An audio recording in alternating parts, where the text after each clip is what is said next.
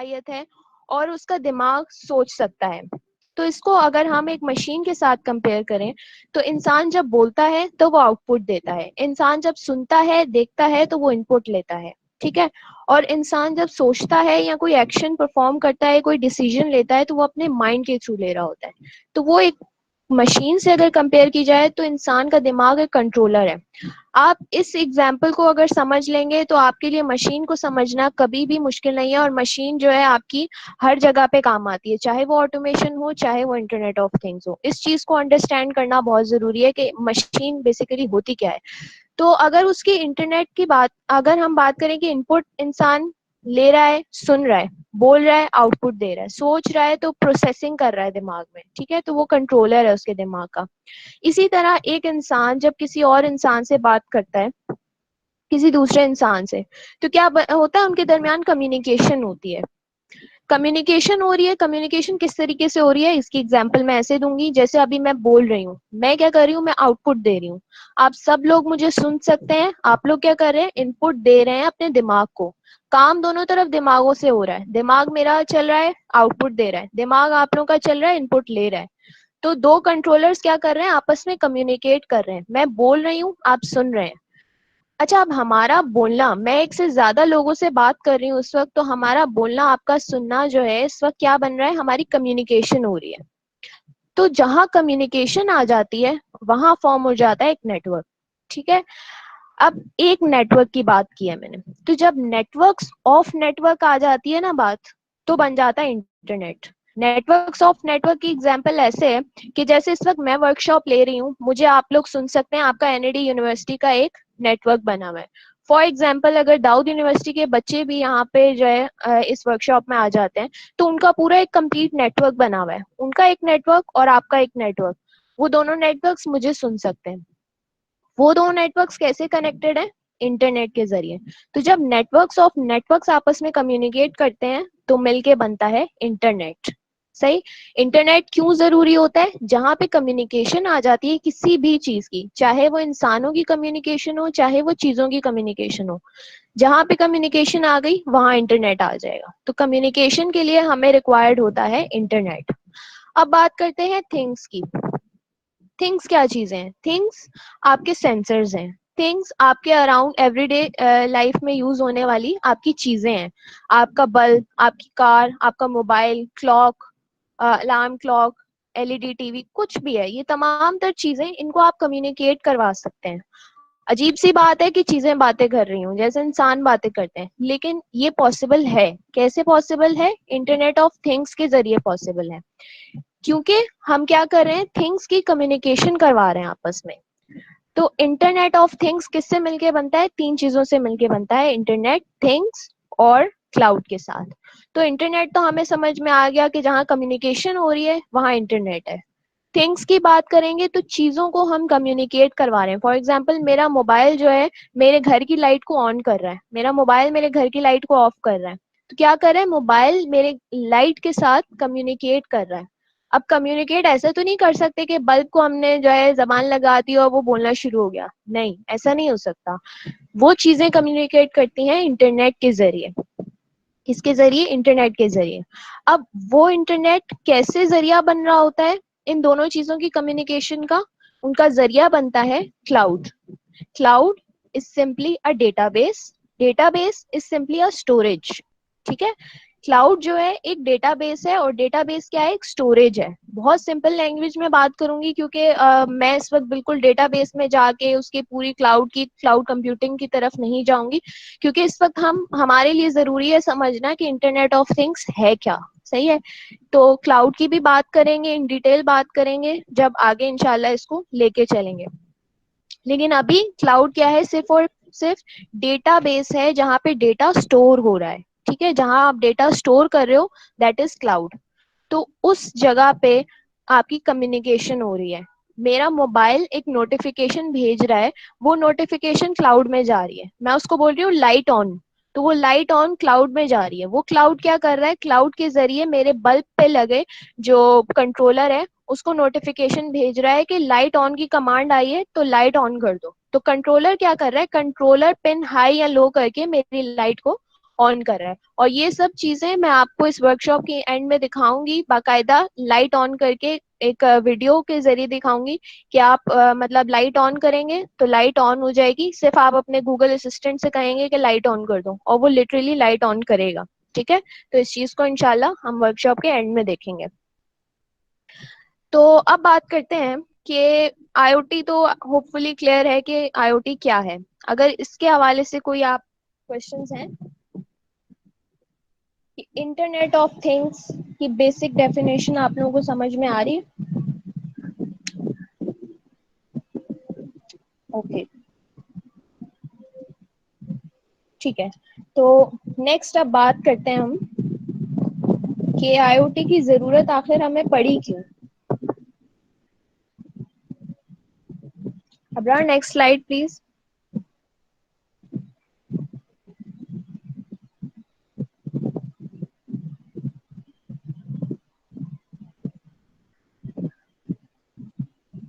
Abrar, I guess कोई connection problem है। कर तो दी नेक्स्ट स्लाइड। हाँ आ गई, ठीक है, शायद नेट का इशू है। अच्छा, तो इंटरनेट ऑफ थिंग्स की जरूरत क्यों पड़ी आखिर हमें? तो पहला रीजन आता है हमारे पास, we want to automate. Automate क्यों करना चाहते हैं हम चीजों को? अगर हम अपनी डेली लाइफ की एग्जांपल लें तो डेली लाइफ में क्या होता है कि हम लोग चाहते हैं कि हर काम जो है खुद ब खुद हो जाए, लाइक मैजिक। हर इंसान चाहता है ना कि जिंदगी में कुछ मैजिक हो, सब काम खुद ब खुद हो जाए। तो वही मैजिक अब हम रियलिटी में ला रहे हैं। ठीक है, तो उस रियलिटी को हम कैसे लेके चल रहे हैं? हम चीजों को ऑटोमेट कर रहे हैं। तो ऑटोमेशन का कॉन्सेप्ट क्यों आता है, कहाँ आता है, कैसे जरूरत पड़ती है? तो पहले बात करते हैं अपनी डेली लाइफ की, फिर बात करते हैं इंडस्ट्री एनवायरनमेंट की। तो डेली लाइफ में क्या होता है, फॉर एग्जांपल अगर सुबह सुबह आप उठे, आप चाहते हो कि जो है आपकी जो कॉफी है, आपके उठते सार ही जैसे ही आपका अलार्म बज रहा है साथ ही आपकी कॉफी रेडी हो जाए। तो ये तो बहुत ही अजीब सी बात है कि आप उठें और आपकी कॉफी रेडी हो जाए ऑटोमेटिकली। तो ये मुश्किल काम है, लेकिन ये मुश्किल काम बिल्कुल नहीं है, इसको हम ऑटोमेट कर सकते हैं। कैसे ऑटोमेट कर सकते हैं? हम क्या करेंगे, अपने अलार्म क्लॉक पे एक कंट्रोलर लगाएंगे और एक कंट्रोलर लगाएंगे अपने कॉफी मेकर पे, इलेक्ट्रिक कॉफी मेकर पे, जो इलेक्ट्रिसिटी से ऑन या ऑफ हो रहा होगा। ठीक है, तो अब मेरा जो अलार्म क्लॉक है वो जैसे ही बजेगा, रिंग करेगा, तो वो एक नोटिफिकेशन भेज देगा कॉफी मेकर में लगे कंट्रोलर को। कॉफी मेकर में लगे कंट्रोलर को क्या नोटिफिकेशन मिलेगी कि अलार्म बज चुका है और आप उठ चुके हैं, तो इस वजह से अब आपकी कॉफी रेडी हो जानी चाहिए। अब कॉफी मेकर के पास जैसे ही नोटिफिकेशन रिसीव हुई, नोटिफिकेशन कैसे रिसीव हुई? मैं आपसे बात कर रही हूँ, इंटरनेट के जरिए बात कर रही हूँ, आपके व्हाट्सएप पे मैसेजेस आते हैं, इंटरनेट के जरिए आते हैं। तो इसी तरह चीजें, कंट्रोलर्स भी आपस में इंटरनेट के जरिए कम्युनिकेट करते हैं। तो एक कंट्रोलर ने दूसरे कंट्रोलर को इंटरनेट के थ्रू नोटिफिकेशन भेजी कि अलार्म बज चुका है, कॉफी रेडी कर दो। यहीं पे जैसे ही दूसरे कंट्रोलर को आपकी नोटिफिकेशन रिसीव हुई कॉफी मेकर की, तो कॉफी मेकर का जो स्विच है वो ऑन हो गया। उसमें ऑलरेडी चीजें आपने पहले से ही रख दी और वो स्विच ऑन हो गया। ठीक है, तो कॉफी मेकर का स्विच आपका ऑन हो गया, जितनी देर में आप उठे रेडी हुए इतनी देर में आपकी कॉफी रेडी हो गई। तो इस तरीके से हम चीजों को ऑटोमेट करते हैं, हम चाहते हैं कि चीजें खुद ब खुद हो जाएं। अब अगर इंडस्ट्री एनवायरनमेंट में आते हैं तो ऑटोमेशन की जरूरत वहां क्यों पड़ी? तो वहां ऑटोमेशन की जरूरत इसलिए पड़ी कि जब इंसान काम करता है और एक मशीन काम करती है तो दोनों में डिफरेंस होता है। ठीक है, इस बात को कोई डिनाई नहीं कर सकता। अगर हम बात करें इंसान की, तो जब इंसान एक रिपीटेड टास्क परफॉर्म करता है ना, तो वो फर्स्ट टाइम में सही करेगा, सेकंड टाइम में सही करेगा, थर्ड टाइम में करेगा, फोर्थ टाइम में उसके काम में कुछ ना कुछ चेंजिंग आ जाएगी, फिफ्थ टाइम में और चेंजिंग आ जाएगी। ऐसा नहीं है कि उसके एरर्स आना शुरू हो जाएंगे, लेकिन एक इंसान अगर 24 आवर्स तक एक ही काम रिपीटेडली करता जाए तो उसके काम में ह्यूमन एरर आना 100% पॉसिबल है। ठीक है, इसमें कोई इम्पॉसिबिलिटी वाली बात नहीं है। वो जाहिर सी बात है कि ह्यूमन एफिशिएंसी में और मशीन की एफिशिएंसी में डिफरेंस आएगा। ठीक है, ह्यूमन जिस तरह काम कर रहा है उसके काम में एरर आएगा, तो हम एरर नहीं चाहते, हम एरर फ्री काम करना चाहते हैं। तो पहला रीजन तो ये हो गया कि हम चीजों को ऑटोमेट करना चाहते हैं। फिर दूसरा रीजन ये है कि हम चीजों को फास्ट करना चाहते हैं, हमारा काम जो है ज्यादा तेज हो। 24 आवर्स अगर एक इंसान काम करता है और एक मशीन काम करती है, तो इंसान तो 24 घंटे से भी पहले थक जाएगा, ठीक है, लेकिन मशीन नहीं थकेगी। मशीन तब तक नहीं थकेगी जब तक उसकी बैटरी खत्म नहीं हो जाएगी, जब तक उसकी सप्लाई खत्म नहीं हो जाएगी। जब तक उसको पावर मिलती रहेगी, वो तब तक वो आपका एक फिक्स काम जो है वो परफॉर्म करती रहेगी, चाहे कुछ भी हो, ठीक है। तो मशीन के काम में कभी भी डिफरेंस नहीं आएगा। फास्ट काम करने की बात आएगी, मशीन जितनी स्पीड से पहली दफा में काम करेगी, उतनी ही स्पीड से 24 आवर्स भी काम कर रही होगी, अगर उसकी बैटरी जो है इतनी कैपेबल होगी तो बैटरी चीजें इसको भी हम डिस्कस करते हैं अभी। लेकिन हमारा क्या होगा कि हमारी चीजें फास्ट हो जाएंगी।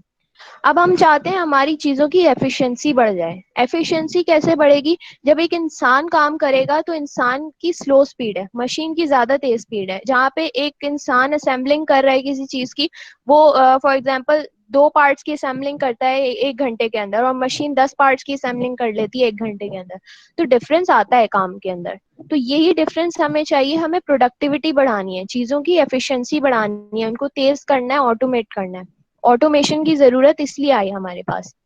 अब अगर मैं कहूँ कि मैं इन्फॉर्म रहना चाहती हूँ, ठीक है, चौथा रीजन हमारे पास है टू स्टे इन्फॉर्म।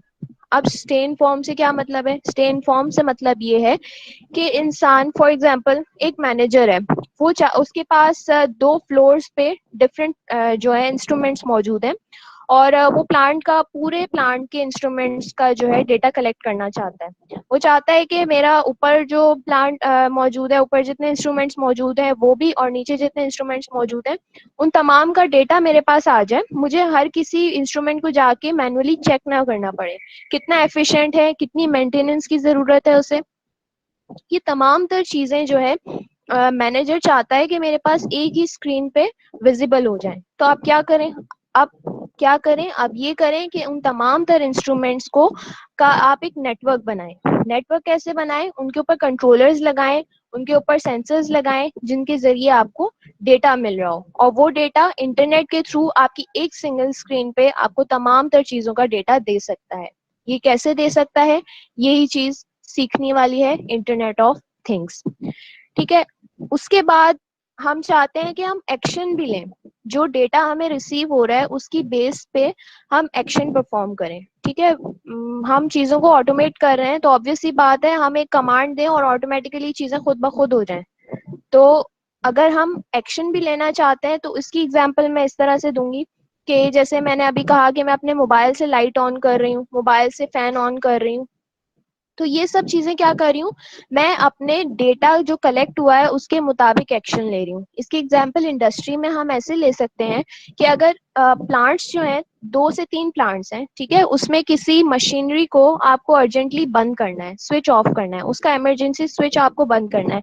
आप एक प्लांट में मौजूद हो और किसी और प्लांट में कोई इमरजेंसी हो गई है, और फौरी तौर पे आप वहां जा नहीं सकते और आपको वो इमरजेंसी स्विच बंद करना है, ठीक है। तो आप क्या करेंगे? आपके मोबाइल में मौजूद है आपके पास कंट्रोल उसका, ठीक है। तो आपके मोबाइल में आपका कंट्रोल मौजूद है। आप क्या करोगे? सिंपली उस इमरजेंसी स्विच के साथ आपने कनेक्ट किया हुआ है अपने मोबाइल को, आप मोबाइल से स्विच को ऑफ करोगे और वो पूरा प्लांट जो है वहां पे शट डाउन हो जाएगा, या जो भी मशीनरी आप शट डाउन करना चाहते हो, आप अपने डेटा के मुताबिक आपके पास एक नोटिफिकेशन रिसीव हो जाएगी कि अर्जेंटली इस मशीनरी को शट डाउन करना बहुत जरूरी है, तो आप फौरन से उस स्विच को अपने मोबाइल के थ्रू ऑफ कर दोगे। ये सब चीजें पॉसिबल हैं, और इस चीज को मैं इन दी एंड आपको करके दिखाऊंगी, सही है।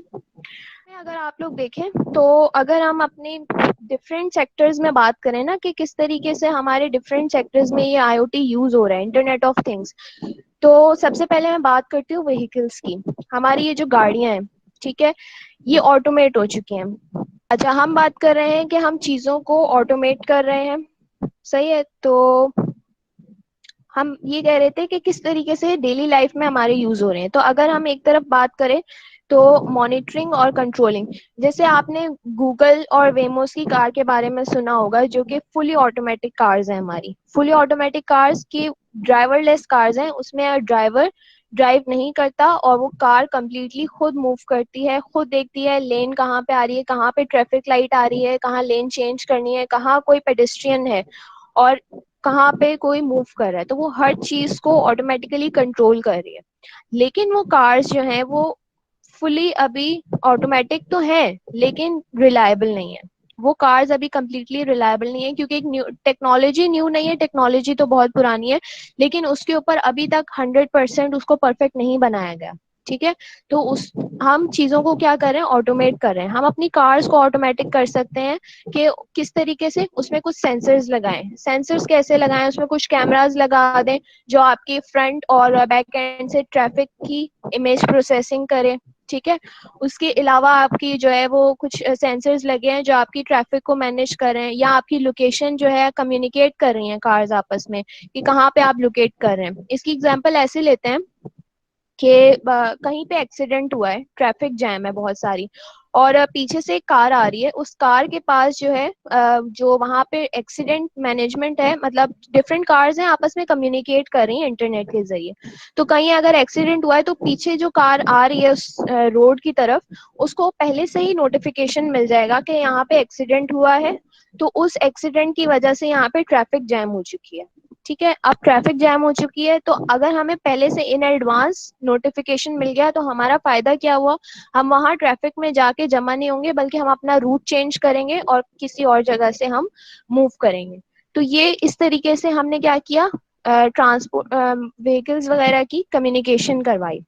अब बात करते हैं एग्रीकल्चर की। तो एग्रीकल्चर में क्या है, आपके प्लांट्स हैं, प्लांट्स की कितनी ग्रोथ हो रही है, उसमें अगर कोई मसले हैं या प्लांट्स को स्प्रे करने की जरूरत है या कुछ भी है, तो ये सारी चीजें मॉनिटर हो रही होती हैं। एग्रीकल्चरल ऑटोमेशन कहलाती है वो, जहाँ पे आपकी क्रॉप्स वगैरह जो हैं वो सब चीजें मॉनिटर हो रही होती हैं, उनको ऑटोमेटिकली पानी जो है प्रोवाइड किया जा रहा होता है और तमाम तर चीजें खुद ब खुद हो रही होती हैं। इसी तरह एनर्जी कंजम्पशन की अगर हम बात करें तो हम अपनी एनर्जी कंजम्पशन कंट्रोल कर सकते हैं। कैसे कंट्रोल कर सकते हैं, फॉर एग्जांपल आप अपने जो है घर की फैंस और लाइट्स को ऑटोमेटिक कर सकते हैं, अपने मोबाइल के जरिए कंट्रोल कर सकते हैं और कुछ सेंसर्स लगा सकते हैं। जैसे आपके कमरे में आप लोग एंटर हुए तो आपकी लाइट फैंस ऑन हो जाएं, आप वहां से रूम लीव करो तो आपकी लाइट फैंस ऑफ हो जाएं। तो इस तरीके से एनर्जी कंजम्पशन आप कंट्रोल कर सकते हैं। फिर डिफरेंट चीजें, अब कुछ स्मार्ट सिटीज हैं, स्मार्ट होम्स हैं, जहाँ पे ऐसा होता है, अब जैसे बार्सिलोना और स्पेन की सिटीज हैं, वो कंप्लीट सिटीज जो है वो स्मार्ट सिटीज बना दी गई हैं, यानी वहाँ पे तमाम तर सिस्टम जो है इंटरनेट ऑफ थिंग्स पे डिपेंड कर रहा है। कैसे डिपेंड कर रहा है कि वहाँ की पार्किंग स्लॉट्स, वहाँ की ट्रैफिक लाइट्स, तमाम तर चीजें जो है आपस में कनेक्टेड हैं और एक जगह उनका डेटा कलेक्ट हो रहा है। डेटा कलेक्ट होने पे उसकी बेसिस पे ऑनलाइन एक्शन लिया जा रहा है। यानी ट्रैफिक लाइट्स, हमारे पाकिस्तान में क्या होता है कि ट्रैफिक्स आती है और अगर खाली रोड भी पड़ा है तो ट्रैफिक को आपको फॉलो करना है, रेड लाइट जब तक ऑन रहेगी आपको खड़े रहना है, चाहे आगे कोई ट्रैफिक है या नहीं है। लेकिन स्मार्ट सिटीज में क्या हो रहा है, वहां पे आपकी ट्रैफिक लाइट्स ऑटोमेटिकली ऑपरेट हो रही हैं। वो क्या कर रही हैं कि तमाम चारों रोड्स की तरफ इमेज प्रोसेसिंग कर रही हैं, कैमरा को यूज करते हुए इमेज प्रोसेसिंग की जा रही है, जिससे ये पता चलता है कि जहाँ पे ट्रैफिक कंजेस्शन ज्यादा है उसके अकॉर्डिंगली हम ट्रैफिक लाइट्स को ऑपरेट करें। तो ये चीज को इंसान तो नहीं कर रहा ऑपरेट, इसको हमने क्या किया है, इमेज प्रोसेसिंग के थ्रू ऑटोमेट कर दिया है। अगर हम अपनी डेली लाइफ की चीजों की बात करें, हमारा डोर लॉक है, स्मार्ट शूज हैं, वॉशिंग मशीन है। स्मार्ट शूज की एग्जांपल ऐसे है कि रिसेंटली मैंने एक प्रोजेक्ट देखा था कि स्मार्ट शूज थे जिसमें एक सोनार सेंसर लगा था, जिसके जरिए जो है कोई ब्लाइंड है अगर तो वो मूव कर सकता है। सोनार सेंसर सिंपली उसके शूज में फिक्स कर दिया और उसके जरिए उसे पता चल रहा है और वो उसके जरिए मूवमेंट कर रहा है, एक ब्लाइंड। तो हमारे डिफरेंट सेक्टर्स में आईओटी हर जगह है। आज अगर हम अपने अराउंड देखें तो हम बहुत ज्यादा डिपेंडेंट हो चुके हैं इन चीजों के ऊपर। इंटरनेट ऑफ थिंग्स इतना एडवांस होता जा रहा है कि एक वक्त ऐसा आएगा कि हमारी हर चीज जो है इंटरनेट के जरिए कंट्रोल हो रही होगी। डोर लॉक की बात करें तो उस पर आप सिंपली एक door lock, electric door lock लगाएं, जिसको आप नोटिफिकेशन भेजें तो आपके मोबाइल से वो लॉक हो जाए, आपके मोबाइल के जरिए वो ऑन हो जाए या ऑफ हो जाए। तो हर चीज आप खुद कंट्रोल कर सकते हैं। आपका air conditioner, refrigerator, washing machine, ये तमाम तर चीजें आप अपने मोबाइल से कंट्रोल कर सकते हैं। इनको सिंपली एक कंट्रोलर लगा के, सेंसर लगा के उनको आपस में कम्युनिकेट करवा सकते हैं। अब मेडिकल में अगर हम देखें तो मेडिकल में भी आईओटी बहुत ज्यादा जरूरी हो चुकी है। इसकी एग्जांपल अगर हम वेयरेबल डिवाइसेस की बात करें, नॉर्मल वेयरेबल डिवाइसेस जो है हमारी, एक एग्जांपल है इसकी ये है कि आपका एक अगर किसी ने माइंड वेव मोबाइल के बारे में सुना हो। माइंड वेव मोबाइल क्या करता है कि अबरार अभी वहीं रहने दे। हाँ, माइंड वेव मोबाइल क्या करता है कि आपकी जो माइंड वेव्स होती हैं उनको डिटेक्ट करता है। वो डिटेक्ट करने से क्या होता है कि आपका एक पेशेंट है फॉर एग्जांपल, उस पेशेंट की कंडीशन को चेक किया जा रहा होता है कि वो पेशेंट कैसा फील कर रहा है, क्या वो मतलब उसकी कंडीशन क्रिटिकल है या वो रिलैक्स है। इसी तरह आप उस माइंड वेव्स को कहीं और पे यूज कर सकते हैं। जैसे एक ड्राइवर है, ड्राइवर कार ड्राइव कर रहा है, तो उसके अटेंशन लेवल के लिए हम माइंड वेव मोबाइल यूज कर सकते हैं कि ड्राइवर कितना अटेंटिव है। अगर उसकी अटेंशन लेवल कम है तो क्या हो, गाड़ी ऑटोमेटिकली स्टॉप हो जाए। अगर उसका अटेंशन लेवल नॉर्मल है तो वो नॉर्मली कार ड्राइव करे। अगर उसको नींद आ गई है हाईवे पे चलते हुए या कुछ ऐसा हो गया है तो क्या हो, और उसकी गाड़ी एकदम से स्टॉप हो जाएगी, तो एक्सीडेंट होने के चांसेस कम हो जाएंगे। अब जहां हम हॉस्पिटल की और मेडिकल की बात कर रहे थे तो वहां पेशेंट की कंडीशन को चेक किया जाता है कि कितनी क्रिटिकल है या पेशेंट कितना रिलैक्स है। अब एक डॉक्टर है, वो तमाम तर बेड्स पे जाके अलग से विजिट करता है हर पेशेंट को कि उसकी क्या कंडीशन है। समटाइम्स ऐसा होता है कि बहुत बड़ा सा हॉस्पिटल है, हर रूम को अगर डॉक्टर विजिट कर रहा है और किसी पेशेंट की कंडीशन जो है अचानक से क्रिटिकल है और डॉक्टर उस तक नहीं पहुंच पाया, तो ये क्या हुआ, ये पेशेंट का नुकसान हुआ। अब अगर डॉक्टर के पास तमाम तर पेशेंट्स के बेड का डेटा आ जाए कि कौन से पेशेंट का हार्ट रेट क्या चल रहा है, उसकी अटेंशन लेवल क्या चल रही है, वो कैसा फील कर रहा है, और उसका टेम्परेचर कितना है, अगर उसे फीवर है तो उसका टेम्परेचर कितना है, ये सारी चीजें अगर एक डॉक्टर के पास एक स्क्रीन पे मॉनिटर हो रही हैं तो ये ज्यादा बेनिफिशियल नहीं है कि अगर किसी पेशेंट की कंडीशन क्रिटिकल होती है तो डॉक्टर पहले उसके पास जाए जिसकी ज्यादा कंडीशन क्रिटिकल है। तो इस तरीके से इंटरनेट ऑफ थिंग्स हमारी जिंदगी में बहुत ज्यादा अहम होता जा रहा है और हमारे लिए बहुत हेल्पफुल साबित हो रहा है। ठीक है, तो एक वीडियो है जिसे हम प्ले करेंगे, आप इसको देखें और चेक करें कि मेन आईओटी का एक बेसिक कॉन्सेप्ट है, इसे समझें। तो अब आईओटी में यही इस वीडियो में है कि आपके चार पार्ट्स होते हैं, एक एनालिटिक्स, मशीन, डेटा लेक और प्रोसेस। अब सबसे पहले क्या होता है कि एक मशीन डेटा कलेक्ट करती है। किस लिए कलेक्ट करती है? क्योंकि हमें डेटा विजुअलाइजेशन करनी होती है या उसका एनालिसिस करना होता है किसी भी डेटा का, सही है। फॉर एग्जांपल एक कार है और उसकी कितनी स्पीड है, कितनी स्पीड से कार मूव कर रही है, तो ये एनालिसिस करना चाहती हूँ मैं अपने मोबाइल पे, उसकी स्पीड लेना चाहती हूँ अपनी कार की।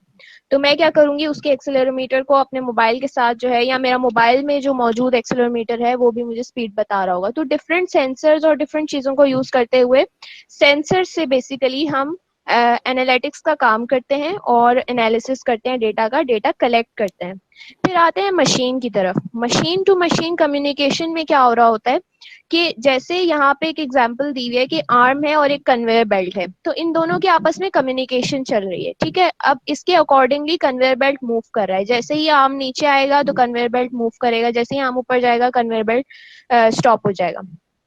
ठीक है, तो अगर इसमें से कोई एक चीज भी खराब हो जाती है, फॉर एग्जाम्पल कन्वेयर बेल्ट खराब हो गई या आर्म टूट गया, कुछ भी होता है, तो इनमें से किसी एक चीज के भी खराब होने से क्या होगा कि नोटिफिकेशन चली जाएगी मेन मेंटेनेंस वालों के पास कि आपकी ये चीज टूट गई है, इस वजह से मजीद काम नहीं हो सकता, वो मशीन वहीं पे स्टॉप कर जाएगी। फिर जैसे मैंने एक एग्जांपल दी अलार्म क्लॉक की और कॉफी मेकर की, ये एग्जैक्टली वही एग्जांपल है कि अलार्म क्लॉक और कॉफी मेकर आपस में कम्युनिकेट कर रहे हैं। थर्ड चीज आती है डेटा लेक। डेटा लेक बहुत इंपॉर्टेंट चीज है, जहां पे चीजों का जो डेटा है वो कंपैटिबल होना बहुत जरूरी है। आप एक्स वाई जी किस्म का डेटा कलेक्ट कर रहे हैं, लेकिन आपके पास क्या होगा कि आपका डिफरेंट मशीनरीज हैं। फॉर एग्जांपल मेरा मोबाइल मेरे रेफ्रिजरेटर के साथ कम्युनिकेट नहीं कर सकता। क्यों नहीं कर सकता?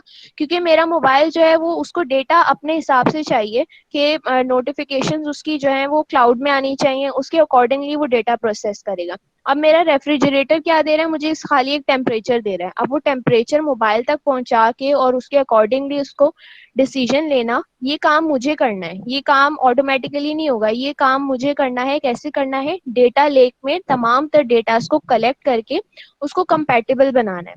तो डेटा का आपस में कंपैटिबल होना बहुत जरूरी है। अगर एक मशीन किसी और कंपनी की है, दूसरी मशीन किसी और कंपनी की है, और वो डिफरेंट किस्म का डेटास दे रहे हैं, और आपको ये काम नहीं आता कि आप उन दोनों डेटास को आपस में एक्सट्रैक्ट करके एक साथ एनालाइज करो और उनको कंपैटिबल बनाओ। अगर आप ये काम उन दोनों के डेटा को कंपैटिबल नहीं बना पा रहे, तो आपके साथ क्या होगा कि आपका वो डेटा यूजलेस हो जाएगा।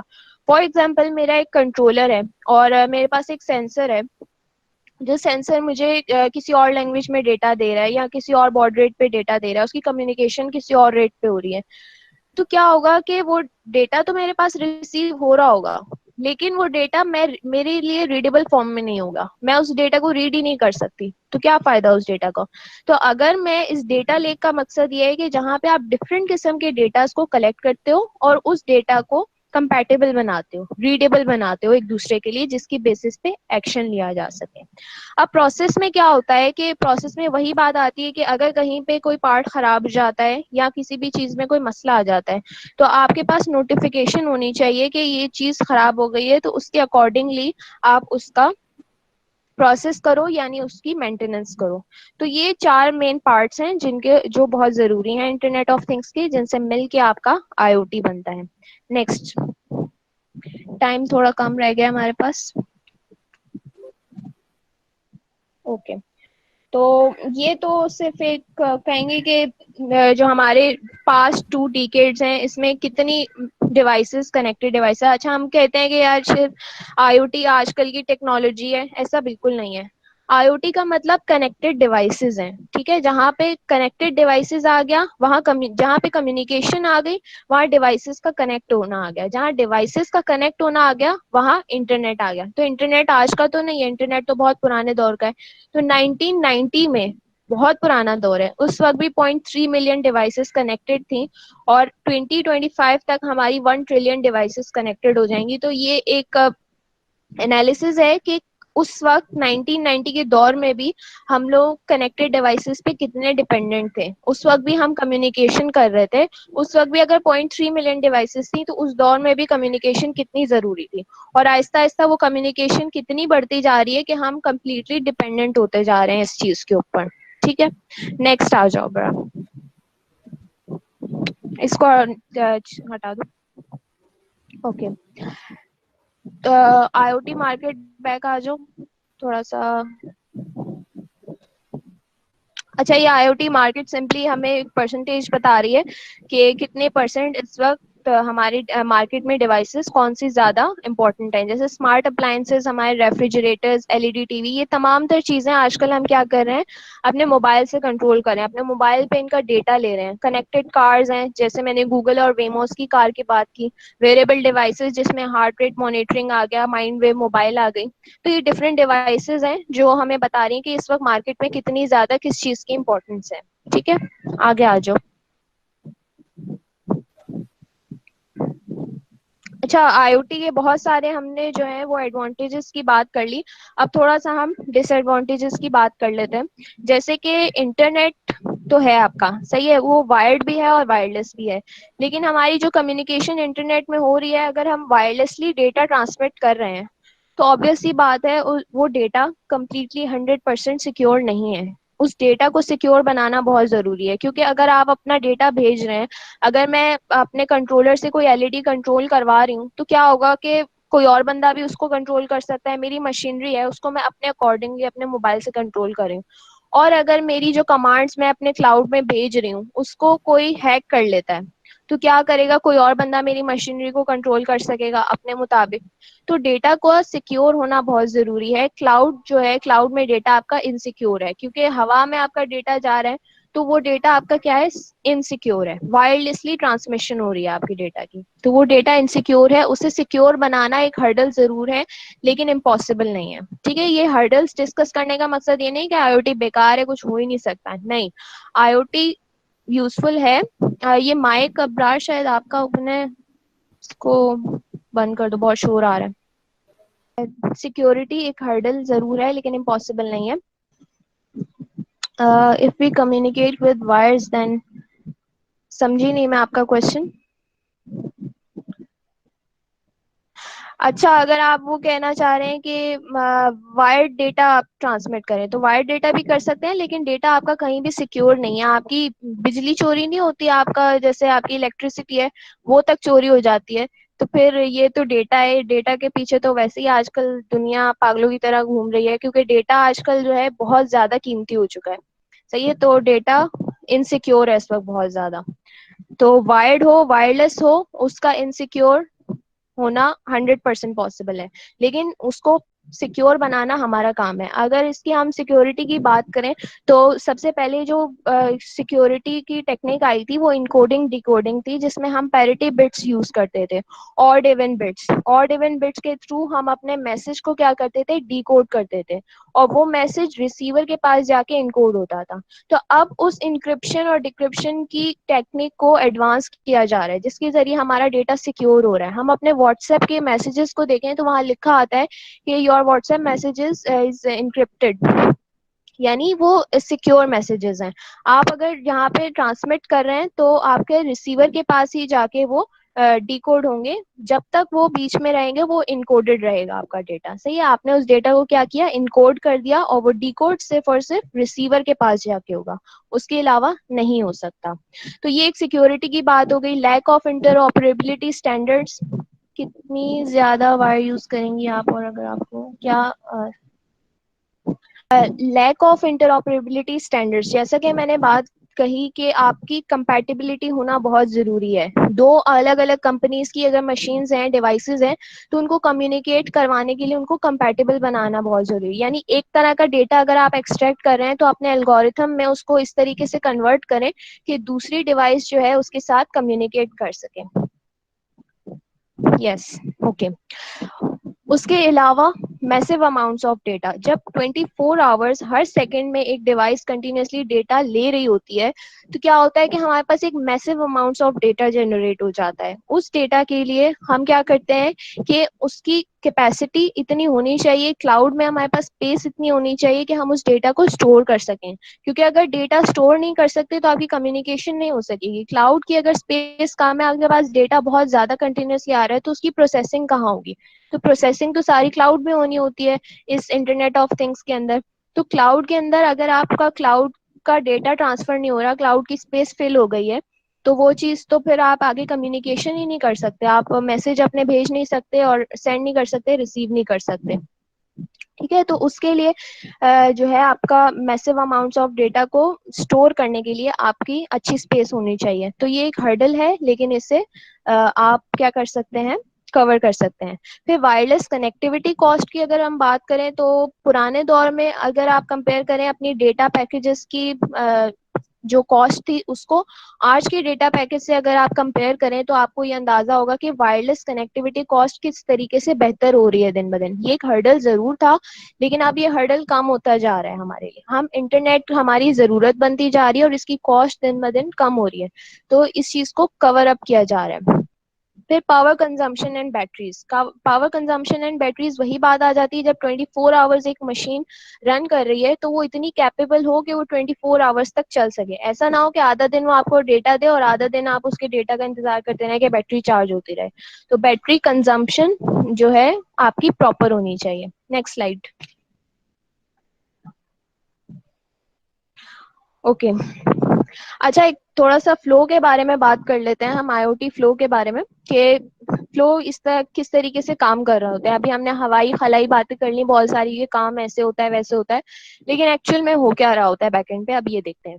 तो हमारे पास क्या होता है, जैसा मैंने बताया कि एक इंसान सेंसर, उसके पास सेंसर मौजूद होते हैं, वो देख सकता है। तो सेंसर हमारे देखने की वजह से हमारे दिमाग तक डेटा पहुंचता है कि सामने मौजूद कलर रेड है या येलो है या ग्रीन है। तो ये हमारे दिमाग को पहचान होती है किसके जरिए, आंखों के जरिए। इसी तरह मशीन जो है वो अपना सोचती है, समझती है किसके जरिए, सेंसर्स के जरिए। उसको डेटा मिल रहा होता है सेंसर्स के जरिए। तो कंट्रोलर जो है हमारा, जैसे डिवाइस है, ऑर्डिनो है, नोड एमसीयू है, रास्पबेरी पाई, ये कंट्रोलर्स होते हैं, ये दिमाग होते हैं मशीन के। इनको हम डेटा दे रहे होते हैं सेंसर्स के थ्रू। सेंसर से डेटा मिलता है कंट्रोलर को। कंट्रोलर क्या करता है, वो डेटा भेजता है क्लाउड में। क्लाउड में डेटा किसके जरिए भेजता है, आपके गेटवे के जरिए। गेटवे आपके घर पे लगा वाईफाई राउटर है। वाईफाई राउटर क्या काम कर रहा होता है, आपके कंट्रोलर के डेटा को, जिसमें मौजूद वाईफाई है, वाईफाई के जरिए आपके डेटा को क्लाउड में भेज रहा होता है गेटवे। ठीक है। तो अब ये प्रोसेस चलता है, क्लाउड तक डेटा पहुंच गया। मैंने एक जगह पे प्लांट लगाया हुआ है, और घर पे बैठे मैं क्या कर रही हूँ कि डेटा दे रही हूँ कि मेरी लाइट ऑन हो जाए या लाइट ऑफ हो जाए। सही है।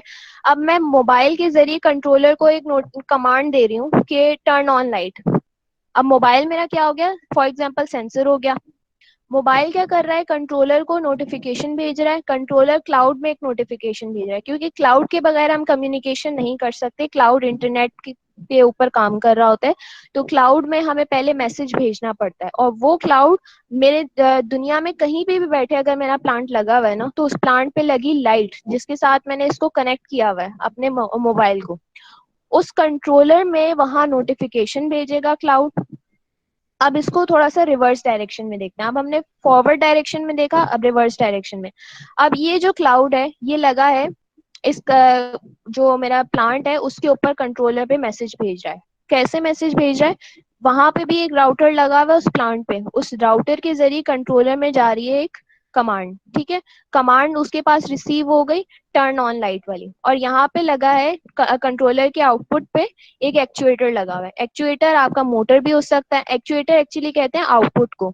आउटपुट आपका एलईडी भी हो सकती है, लाइट बल्ब भी हो सकता है, आपकी मोटर भी हो सकती है। तो वो क्या करेगा, इसको कमांड रिसीव हुई लाइट ऑन, तो यहाँ लगी लाइट जो है वो ऑन हो जाएगी। तो इसको अगर आप फॉरवर्ड डायरेक्शन में देखें तो सेंसर से होता हुआ कंट्रोलर, कंट्रोलर से होता हुआ क्लाउड में जाएगा। फिर रिवर्स डायरेक्शन में देखें आउटपुट साइड पे, तो क्लाउड से होता हुआ कंट्रोलर, और कंट्रोलर से होता हुआ आउटपुट तक, यानी एक्चुएटर, मोटर, एलईडी तक जाएगा ये। ठीक है। तो ये एक इसका फ्लो था। आई गेस यहाँ पे चीजें क्लियर हैं। इससे आगे हम इससे अगली स्लाइड करना अब्रार, कौन सी है। अच्छा, ये कुछ आईओटी हार्डवेयर हैं जिनको हम यूज कर सकते हैं, नोड एमसीयू, रास्पबेरी पाई, ऑर्डिनो और डिफरेंट। लेकिन लाजमी है कि इसमें वाईफाई मौजूद हो। हम जो बेसिक हार्डवेयर में यूज करते हैं वो नोड एमसीयू यूज करते हैं, क्योंकि इसमें वाईफाई चिप अवेलेबल है। तो हमें अलग से कोई वाईफाई शील्ड यूज नहीं करनी पड़ती ऑर्डिनो की तरह।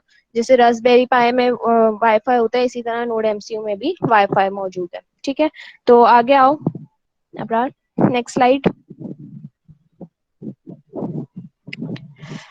कुछ क्लाउड प्लेटफॉर्म्स हैं जिनमें गूगल, अमेजोन, ये फेमस क्लाउड प्लेटफॉर्म्स हैं। अच्छा, हर क्लाउड जो है अपनी रिक्वायरमेंट्स के मुताबिक काम कर रहा होता है। ठीक है। हर क्लाउड में किसी की कनेक्टिविटी अच्छी मिलेगी आपको, किसी की जो है वो जो आपका मॉनिटरिंग वगैरह एनालिसिस के ऑप्शंस आपको ज्यादा मिलेंगे। तो हर क्लाउड में डिफरेंट ऑप्शंस हैं, ये आपकी रिक्वायरमेंट्स के मुताबिक है कि आप किस चीज को कहाँ यूज करना चाहते हो। तो हम आईबीएम वॉटसन पे करते हैं काम। बेसिक्स जब चलता है ना, तो बेसिक में आईबीएम वॉटसन पे लेके चलते हैं। उसके बाद फिर एडवांस क्लाउड आ जाते हैं, वीएम वेयर, गूगल, अमेजोन, इनके ऊपर माइक्रोसॉफ्ट अजूर, ये सारे क्लाउड्स जो हैं ये एडवांस वर्जन में यूज होते हैं। Next slide. ये हमारा नोड एमसीयू का बेसिक स्ट्रक्चर है, जिसे हम अपने कोर्स में, बेसिक कोर्स में यूज करते हैं। नोड एमसीयू को यूज करने का मकसद यह है कि ये बहुत इजी टू यूज होता है, और इसमें वाईफाई चिप भी अवेलेबल होती है, और simply general purpose input output से आप सेंसर्स कनेक्ट करते हैं और अपनी जो है कम्युनिकेशन आप करवा सकते हैं। तो ये तो कोर्स की चीजें हैं कुछ, इनको आप आगे कर दें। नेक्स्ट आ जाए। एक लास्ट चीज जो है, हाँ, विजन किट्स हम दिखा देते हैं आपको।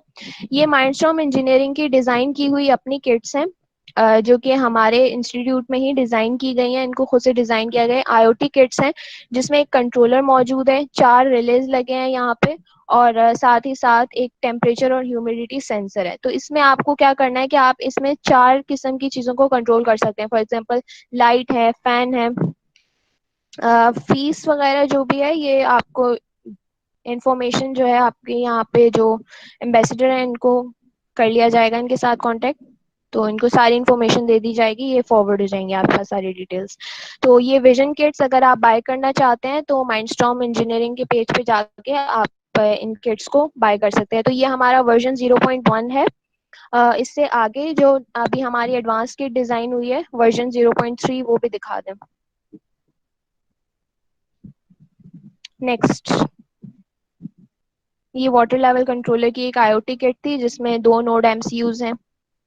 हाँ, ये हमारी लेटेस्ट किट है आईओटी विजन वर्जन 0.3। इसके अलावा वर्जन 0.4 भी है हमारी किट, जो कि खुद डिज़ाइन की गई है, क्योंकि हमारे यहाँ पे पीसीबी डिज़ाइनिंग भी सिखाई जाती है और उस पीसीबी डिज़ाइनिंग के थ्रू ये डिज़ाइन खुद की डिज़ाइन हुई है, हमने की है, और साथ ही साथ इसकी फैब्रिकेशन वगैरह तमाम तर चीज़ें यहाँ पे हुई है। इसकी कंपोनेंट्स प्लेसमेंट वगैरह ईच एंड एवरीथिंग खुद किया गया है यहाँ पे। तो इस किट में आपके पास एक ओएलईडी मौजूद है, 2 रिलेज मौजूद हैं, एक टेम्परेचर और ह्यूमिडिटी सेंसर मौजूद है जो कि आपको रूम टेम्परेचर देता है। फिर इसमें 5 वोल्ट्स की पावर सप्लाई है, डिफरेंट इसके अंदर बटन्स मौजूद हैं। तो इन तमाम तर चीज़ों को यूज़ करते हुए आप अपने आईओटी अपने घर में ये किट लगा सकते हैं। फॉर एग्जांपल एक लाइट और एक फैन के साथ आपकी ये किट लग जाएगी और आपको एक रूम टेम्परेचर शो कर रही होगी। आप अपने मोबाइल के ज़रिए जो है अपना लाइट कंट्रोल कर सकते हैं, फैन कंट्रोल कर सकते हैं। तो इसकी एक अच्छा, अब आपको एक फाइनल वीडियो हम दिखाते हैं जिसमें आईओटी का सब चीजें जो है सम अप हो जाएंगी। उसमें क्या होगा कि आप ये चीज रियल टाइम में देखेंगे कि आप अपने घर की लाइट फैंस को भी कंट्रोल कर सकते हैं, तो वो सिर्फ रिजल्ट्स में दिखाई जाएंगी। और उसके अलावा अगर आपको इस कोर्स को डिटेल में करना है तो आप लोग को ये तमाम तर चीज़ों की डिटेल्स दी जाएगी और डिफरेंट कोर्सेज को आप माइंडस्टॉर्म पे अवेल कर सकते हैं। इसके अलावा वीडियो के बाद ये वर्कशॉप एंड हो जाएगी और फिर अगर आप लोगों के क्वेश्चन आंसर्स हुए तो उसको हम देखेंगे। बाकी होपफुली ये वर्कशॉप आप लोगों के लिए अच्छी रही होगी और कुछ सीखने को मिला होगा, ज़्यादा नहीं लेकिन कुछ ना कुछ, क्योंकि टाइम हमारे पास कम था, हम प्रैक्टिकल भी करते लेकिन जो टाइम हमें दिया गया था उसके अकॉर्डिंगली। तो अब्रार आप वीडियो प्ले कर दें काइंडली।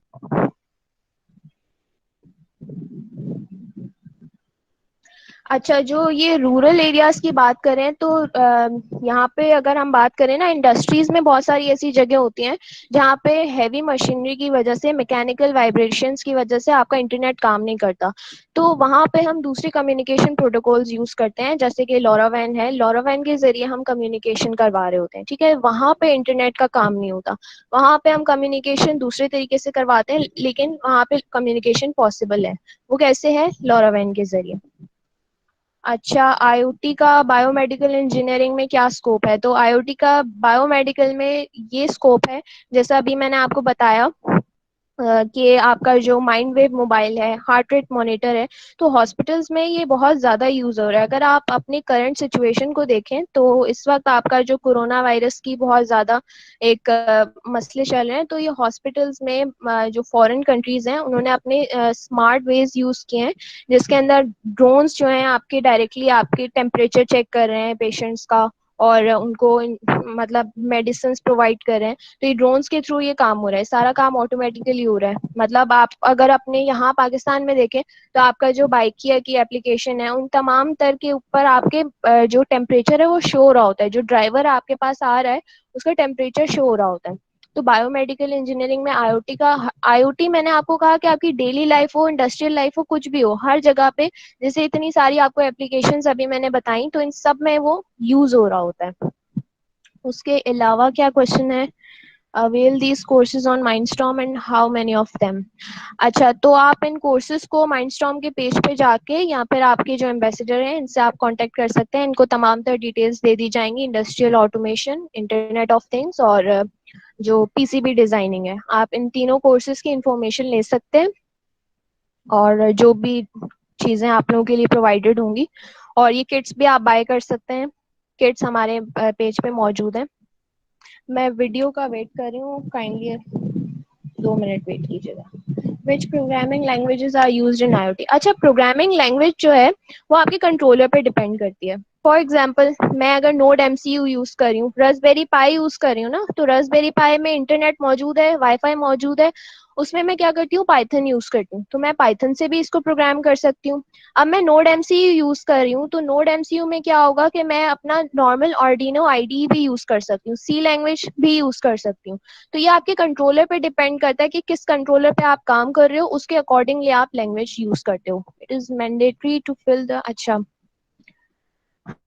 इंटर्नशिप्स जी बिल्कुल प्रोवाइड की जाती हैं, इंटर्नशिप्स और समर इंटर्नशिप्स इंशाल्लाह जल्दी आएंगी।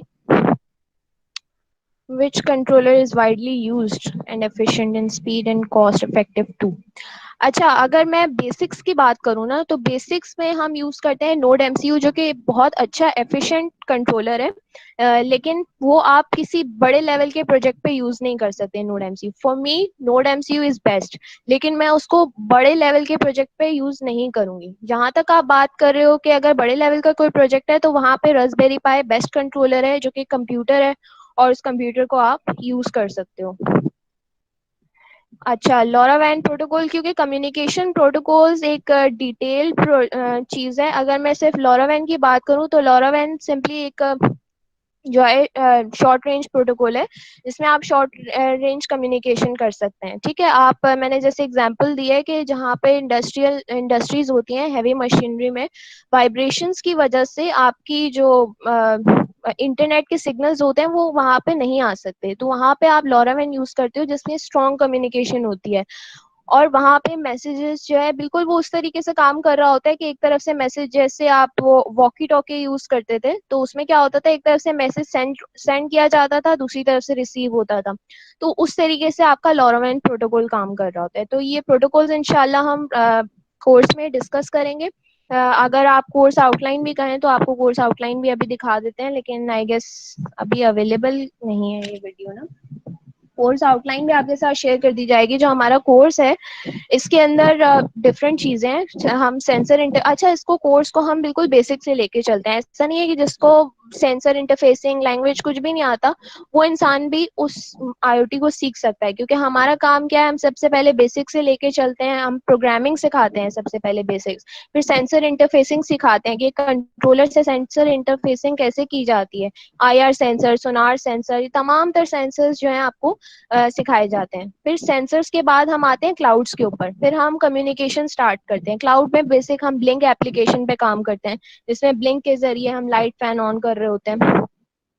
फिर उसके बाद हम डिफरेंट और मजीद क्लाउड्स के ऊपर आते हैं, जिनके अंदर हम और क्लाउड्स हैं, जैसे फायर बेस है, फिर आईबीएम वाटसन है, फिर थिंक स्पीक है। तो इन तमाम तर क्लाउड्स में हम कम्युनिकेशन करते हैं। गूगल असिस्टेंट है, गूगल असिस्टेंट को हम ट्रेन करते हैं बाकायदा, कि गूगल असिस्टेंट को हम कमांड्स देते हैं, गूगल असिस्टेंट हमारे अकॉर्डिंगली काम करता है। ठीक है।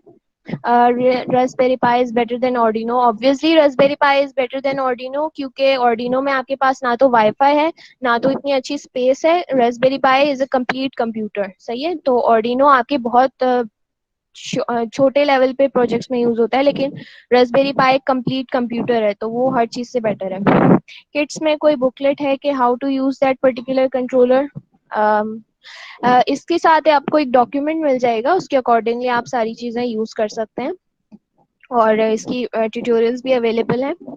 आप यूट्यूब पेज पे हमारे देख सकते हैं। वीडियो देख लें, जिसके अंदर हम एक गूगल असिस्टेंट के जरिए अपने इसको लाइट को ऑन कर सकते हैं। आप इसके घर की लाइट फैंस को भी कंट्रोल कर सकते हैं, एक सिंपल रिले के साथ। ब्लिंक एप्लीकेशन के जरिए मैं अपने घर के लाइट और फैन को ऑन कर सकती हूँ। ठीक है, ये आप देख सकते हैं, मोबाइल से हम इस लाइट को ऑन और ऑफ कर रहे हैं। ठीक है, अब यही काम हम गूगल असिस्टेंट से करेंगे।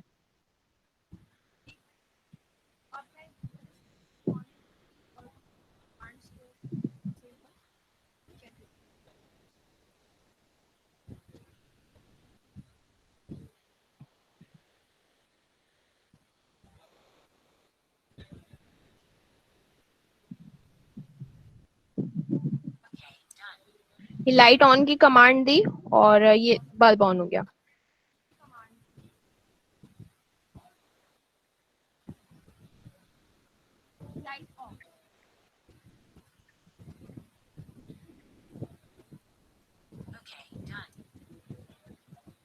तो आप लोगों ने अच्छा ठीक है अब्रार, इसको पॉज कर दो।